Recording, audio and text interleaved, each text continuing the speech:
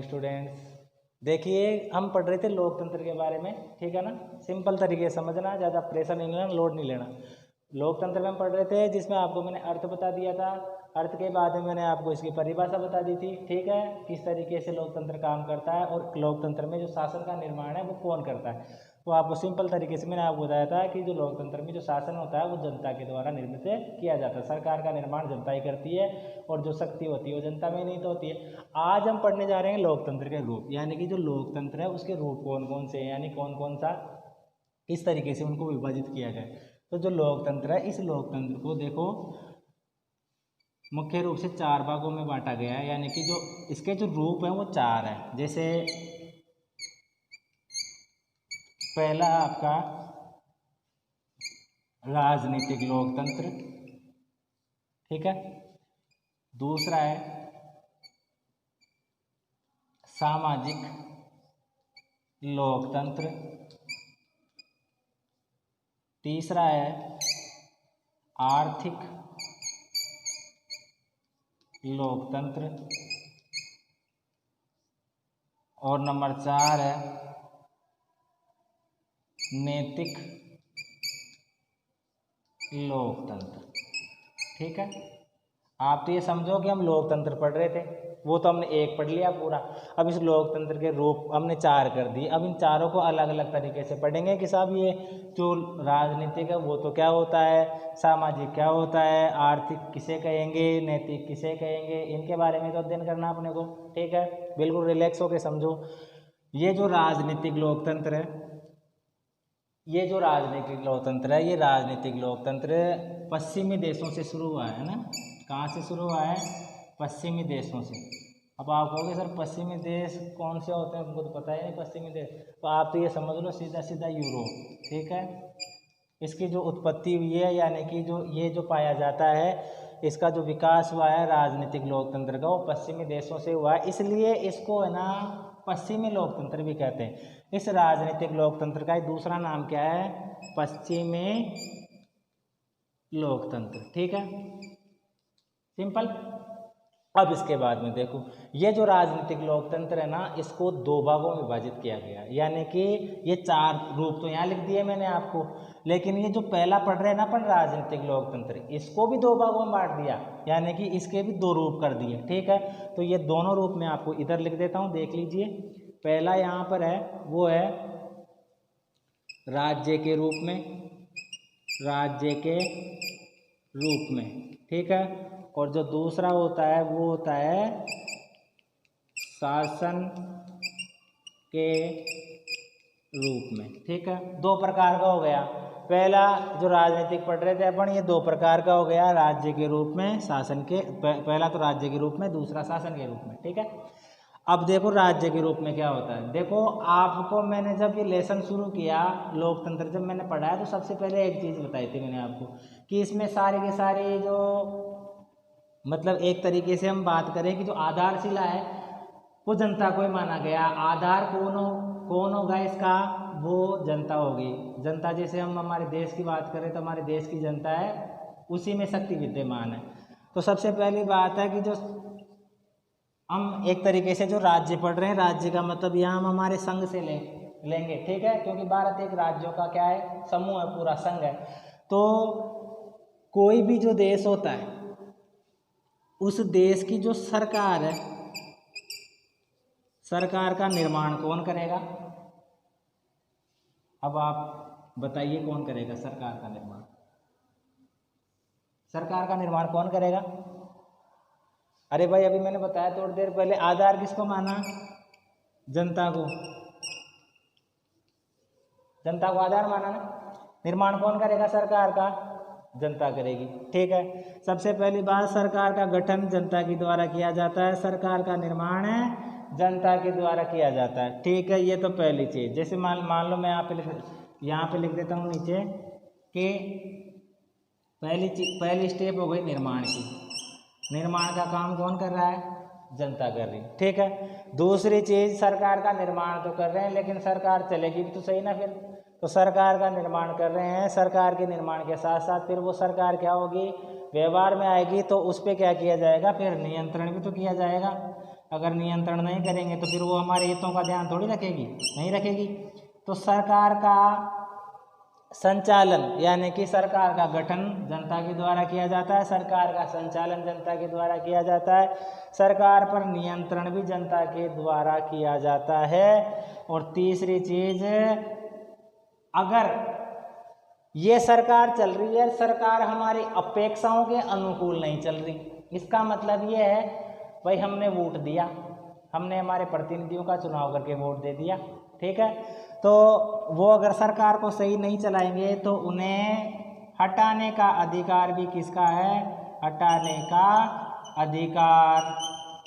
का अधिकार भी किसका हो गया, जनता का हो गया। यानी कि सरकार का निर्माण जनता करेगी, सरकार का गठन जनता करेगी, सरकार पर नियंत्रण जनता करेगी, सरकार को हटाना ये भी किसके अधिकार में, जनता के अधिकार में। कैसे हटाएंगे, जैसे आपको पता होगा कि हमारे देश में या जो लोकतांत्रिक शासन प्रणाली होती है उसमें क्या होता है, वयस्क मताधिकार के आधार पर प्रतिनिधियों का चुनाव किया जाता है।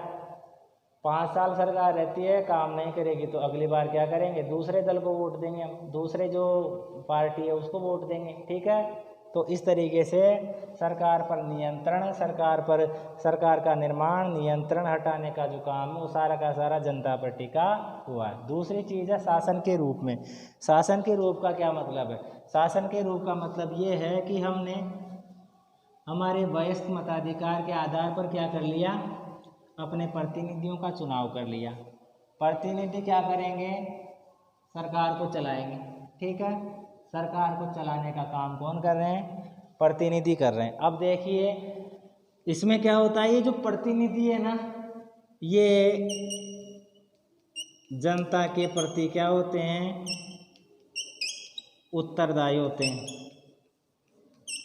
उत्तरदायी क्यों होंगे, उत्तरदायी इसलिए होंगे क्योंकि इनको हमेशा ही डर रहता है कि मान लो किसी ने चुनाव लड़ा, प्रतिनिधि चुनाव में खड़ा हुआ, ठीक है, जनता से वादे किए, ठीक है, कि मैं आप जीत जाऊंगा तो आपके क्षेत्र में ये काम कराऊंगा, ये काम कराऊंगा, ये काम कराऊंगा, इस तरीके से उसने कई प्रकार के वादे किए।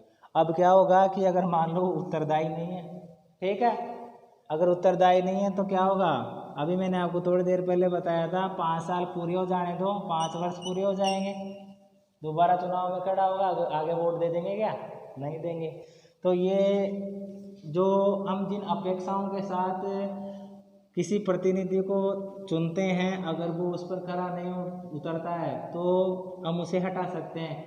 तो इसलिए क्या होता है कि जो प्रतिनिधि होते हैं वो प्रतिनिधि क्या होते हैं, सरकार का संचालन कर रहे हैं, क्योंकि आप जानते हो आप जो लोकतंत्र है उस लोकतंत्र में शासन है ना जनता के द्वारा, शक्ति तो जनता के पास में होती है लेकिन प्रतिनिधि संचालन करते हैं। तो जो प्रतिनिधि सरकार को चला रहे हैं वो किसके प्रति उत्तरदायी होते हैं, जनता के प्रति उत्तरदायी होते हैं। ओके, ये तो आपका अभी तक पहला हुआ है राजनीतिक लोकतंत्र। दूसरा है सामाजिक लोकतंत्र। सामाजिक लोकतंत्र से क्या से, सामाजिक लोकतंत्र किसे कहेंगे, तो सामाजिक लोकतंत्र का मतलब ये होता है कि कोई भी देश हो, हम भारत की बात नहीं कर रहे, और भी जो दूसरे देश हैं, यानी कि कोई भी देश होगा उस देश में अगर लोकतांत्रिक शासन प्रणाली को है, लोकतंत्र को अपनाया गया है, ठीक है, तो उसमें धर्म, जाति, लिंग इसके आधार पर समाज में रहने वाले नागरिकों के साथ में किसी प्रकार का कोई भेदभाव नहीं किया जाएगा। यानी कि समाज में रहने वाले जितने भी नागरिक हैं वो सरकार के सामने, कानून के सामने, हमारे लोकतंत्र के सामने क्या है, एक जैसे होते हैं, उनमें किसी प्रकार का भेदभाव नहीं किया जाना चाहिए। अगर ऐसा लोकतंत्र कहीं पर स्थापित होता है जिसमें समाज में जो रहने वाले लोग हैं, उनकी जातियाँ हैं, उनके धर्म हैं, उनका खान पान है, वेशभूषा, रहन सहन, इसके आधार पर अगर किसी प्रकार का कोई भेदभाव नहीं किया जाता है तो उसे हम क्या कहते हैं, सामाजिक लोकतंत्र कहते हैं। ठीक है, दूसरी चीज़ समझ में आ गई आपको, सिंपल तरीके से समझो, समाज से जुड़ा हुआ है, समाज में रहने वाले जो लोग हैं उनमें किसी प्रकार का भेदभाव नहीं किया जाएगा। भेदभाव नहीं किया जा रहा तो क्या हो जाएगा, ये सामाजिक लोकतंत्र की स्थापना हो जाएगी। इसके बाद में तीसरी चीज़ है आर्थिक लोकतंत्र। तीसरी चीज़ क्या है, आर्थिक लोकतंत्र। आर्थिक लोकतंत्र, अर्थ का जहाँ पे नाम आए समझ जाना किसकी बात चलेगी, पैसे की बात चलेगी। आर्थिक लोकतंत्र का मतलब ये है कि कोई भी जो देश है जिसमें लोकतंत्र की स्थापना हो रही है उसमें एक ऐसी अर्थव्यवस्था का सृजन किया जाना चाहिए, ऐसी अर्थव्यवस्था का सृजन किया जाए, एक ऐसी अर्थव्यवस्था का निर्माण किया जाए जिसमें रहने वाले जितने भी लोग हैं, देश में रहने वाले जितने भी नागरिक हैं, उनकी मूलभूत आवश्यकताओं को पूरा किया जाना चाहिए। यानी लोकतंत्र की तो स्थापना कर रहे हैं अपन, लेकिन ऐसा लोकतंत्र स्थापित करें जिसमें रहने वाले जो लोग हैं, जितने भी लोग रह रहे हैं, उनकी मूलभूत आवश्यकताओं को पूरा किया जाए। अब मूलभूत आवश्यकता आप जानते हो, रोटी, कपड़ा और मकान, ये क्या होती है? व्यक्ति की मूलभूत आवश्यकताएं होती है। और जिन देशों में लोकतंत्र की स्थापना की जाती है उनमें क्या होता है कि इस आर्थिक लोकतंत्र पर जोर दिया जाता है, इसमें आर्थिक समानता पर भी जोर दिया जाता है। मतलब क्या होता है कि कोई भी देश होता है, उस देश में अमीर लोग भी होते हैं, गरीब भी होते हैं, तो उनके मध्य क्या अंतर ज़्यादा पाया जाता है। तो ये ऐसे अंतर का विरोध करती है और एक आर्थिक समानता पर जोर देती है और एक ऐसी अर्थव्यवस्था का सृजन करती है जिसमें व्यक्ति के साथ में जो आर्थिक असमानता उसको कम किया जाए और रोटी, कपड़ा, मकान जो मूलभूत आवश्यकताएं हैं वो सभी को प्राप्त हो। ये हो गया आपका आर्थिक लोकतंत्र।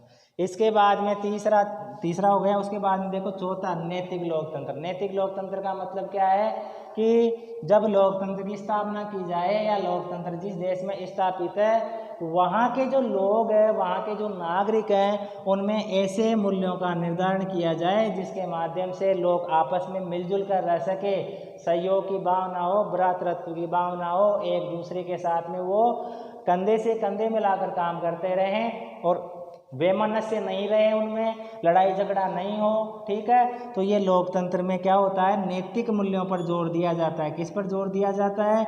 नैतिक मूल्यों पर जोर दिया जाता है। नैतिक मूल्य यही तो होते हैं जो अच्छी अच्छी बातें होती है, मतलब गुड मैनर्स। तो गुड मैनर्स को अपन क्या बोलेंगे?